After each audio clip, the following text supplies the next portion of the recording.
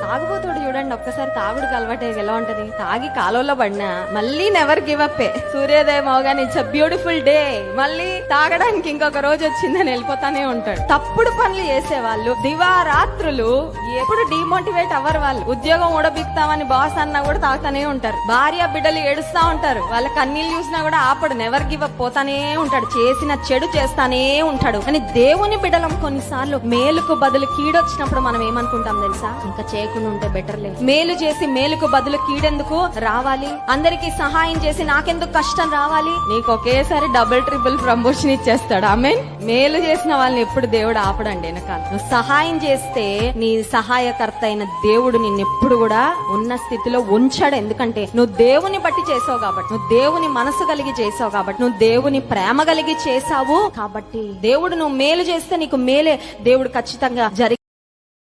Download Share